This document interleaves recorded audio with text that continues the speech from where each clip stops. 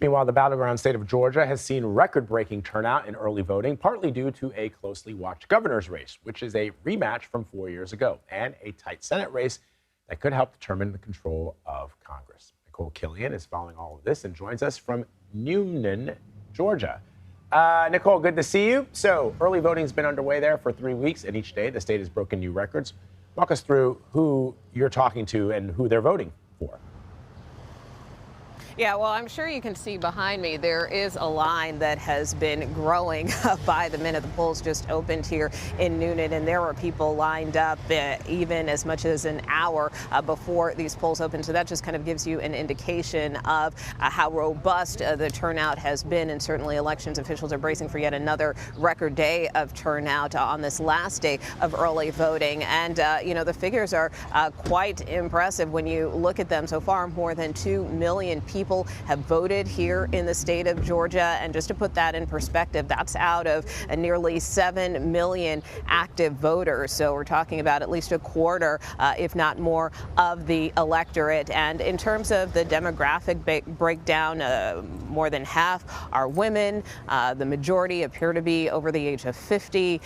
Most of the turnout has come primarily from white and African-American voters, obviously, who make up a big chunk of the population here in the state. But that just gives you a sense of the folks who are turning out in this election. And there's still, obviously, on the part of the candidates, is an effort to continue to get out the vote, not only today on this last day of early voting, but also on Election Day as well. Let's talk about the governor's race. Republican incumbent Governor Brian Kemp and Democratic challenger Stacey Abrams are in a bit of a rematch, though the situation is very, very different than the last time they went toe-to-toe. You spoke to both candidates. What are they saying, and how are they reacting to the early voter turnout?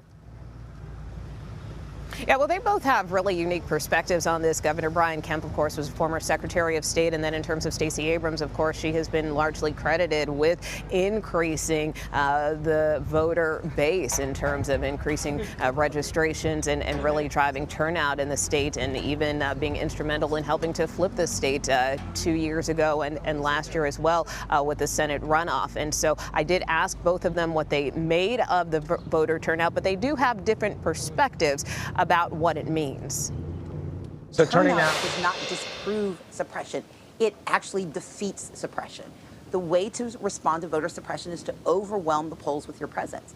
And my very colloquial way of saying it is that logic that he's using is like saying that because more people get in the water, there are fewer sharks. The sharks are still there. The issue is, do more people manage to survive? And we are doing the work of making sure that they survive. The big lie is now that Stacey Abrams and Joe Biden have criticized our Elections Integrity Act as being voter suppression when we added days for people to vote on the weekend in our state, and we have good processes, and we addressed issues in Democratic-leaning counties where there were long lines. You know, their complaint is we're not giving water out. Our complaint was we shouldn't be in line long enough to need food or water, certainly within 150 feet of a polling location, even though you can do whatever you want outside those lines. So that's what our focus has been on. Look, it's been easy to vote and hard to cheat in Georgia for a decade. But that whole decade, Stacey Abrams has been saying how bad our state is when it comes to election laws. And the numbers just don't prove that.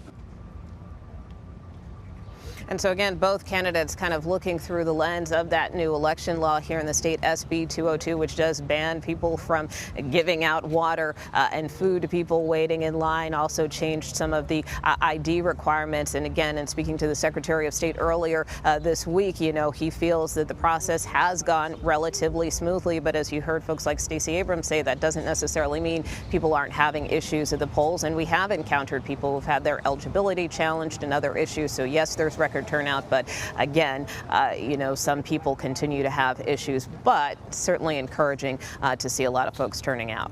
for sure.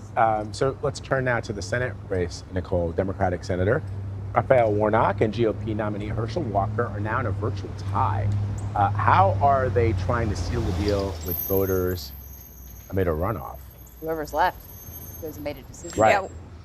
Exactly. No, exactly. And you know, that's why we're here in Noonan, because Herschel Walker is going to have a rally here in the next hour, and will be making a couple of stops throughout the state today. He primarily has focused a lot of his campaigning in smaller towns, more rural areas, whereas Senator Warnock has really been targeting the Atlanta metro and, you know, going to his hometown of Savannah and, you know, really trying to galvanize support in those bigger urban areas, also trying to hit some of the rural areas as well. But that's probably the key difference in terms of their campaign strategy. But both of them are really strongly encouraging people to vote early, to vote on Election Day. You know, we have seen both of them kind of sharpen their messages against each other, kind of accusing each other of not being truthful. Obviously, Herschel Walker continues to battle some allegations with respect to paying for women's abortions. That is something that Senator Warnock has been raising more increasingly on the trail. But at the end of the day, you know, if this race does in fact go to a runoff and no candidate clears 50%, then we will be doing all of this all over again in December. Oh boy, Nikole, thank you very much.